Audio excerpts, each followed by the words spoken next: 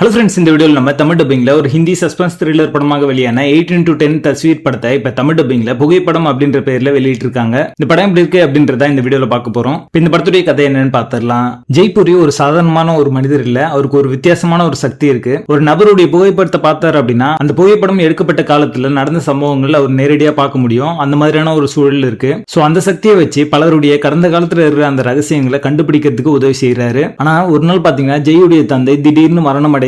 அது ஒரு இயற்கையான மரணம் அப்படின்ற மாதிரி மத்தவங்க நினைச்சாலும் ஜெய்க்கு இதுல ஏதோ ஒரு மர்மம் இருக்கு அப்படின்ற மாதிரி சந்தேகம் வருது. தன்னுடைய சூப்பர் பவரை பயன்படுத்தி தந்தையுடைய மரணத்துக்கு முன்னாடி நடந்த சம்பவங்களை ஆராய ஆரம்பிக்கிறாரு. ஒவ்வொரு புகைப்படமும் பாத்தீங்கன்னா ஒரு க்ளூ வந்து விட்டு போகுது. இவருடைய ஒவ்வொரு இன்வெஸ்டிகேஷன் மூலமா குடும்பத்துல இருக்கிற ரகசியங்களும் சந்தேகங்களும் வெளியே வர ஆரம்பிக்குது. ஜெயுடைய தந்தையை உண்மையிலேயே யார் கொண்டாங்க, அதனுடைய பின்னணியில இருக்கிற காரணம் என்ன அப்படின்றத இந்த படத்துடைய கதையே. இந்த படத்துடைய கான்செப்ட் பாத்தீங்கன்னா ரொம்ப இன்ட்ரெஸ்டிங்காவே இருந்துச்சு. படத்துடைய ஃபர்ஸ்ட் ஆக்ட்லயே பாத்தீங்கன்னா ஒரு நல்ல கான்ஃபிளிக்ட் வந்து கிரியேட் பண்ணிருந்தாங்க. அந்த சூப்பர் நேச்சுரல் பவர் அப்படின்றதே ரொம்ப நல்லாவே இருந்தது பாக்கிறதுக்கு. சோ அந்த பவர் யூஸ் பண்ணி அவர் இன்வெஸ்டிகேட் பண்ற அந்த சீக்வன்ஸ் எல்லாமே இன்ட்ரெஸ்டிங்கா இருக்கும். ஜெய் தந்தையுடைய அந்த மரணத்துக்கு பின்னாடி இருக்கிற அந்த மிஸ்ட்ரி எலிமெண்ட்ஸ் அப்படின்றத ரொம்ப நல்லாவே மெயின்டைன் பண்ணிருப்பாங்க படம் முழுக்கவே. படம் ஆரம்பிச்ச முடிகிற வரைக்குமே ஒரு என்கேஜ்மெண்ட் ஃபேக்டர் அப்படின்றது இருந்துட்டே இருக்கும். அக்ஷய்குமார் பாத்தீங்கன்னா தன்னுடைய மாஸ் மசாலா இமேஜ்ல இருந்து விலகி ஒரு சூப்பர் நேச்சுரல் த்ரில்லர்ல ரொம்ப நல்லாவே நடிச்சிருப்பாரு. கனடாவுடைய லொகேஷன்ஸை கவர் பண்ண விதம் பாத்தீங்கன்னா ரொம்ப நல்லாவே இருந்துச்சு. சினிமாட்டோகிராஃபி, பேக்ரவுண்ட் ஸ்கோர் எல்லாமே இந்த படத்துக்கு தேவையான ஒரு த்ரில் அட்மாஸ்பியர் அப்படின்றத கிரியேட் பண்ணுச்சு. படத்துடைய கான்செப்ட் நல்லா இருந்தாலுமே எக்ஸிகியூஷன்ல கோட்ட விட்டுருக்காங்க அப்படின்னு தான் சொல்லுவேன். படத்துடைய பேசிங்குமே பாத்தீங்கன்னா 2 மணி நேரம் படமா இருந்தாலுமே சில காட்சிகள்லாம் பாத்தீங்கன்னா தேவையில்லாம நீளமா போயிட்டு இருக்கோ அப்படின்ற ஒரு ஃபீலிங் வரதான் செய்யுது. கிறிஸ்பான எடிட்டிங் செஞ்சிருந்தாங்கன்னா இந்த படத்துடைய பேசிங் இம்ப்ரூவ் ஆயிருக்கும். படத்துடைய கிளைமேக்ஸ் முடிச்ச விதமும் பாத்தீங்கன்னா ரொம்ப வீக்கா வந்து முடிச்சிருப்பாங்க. அதுவே இந்த படத்துக்கான ஒரு மைனஸா அமைஞ்சிருக்கு.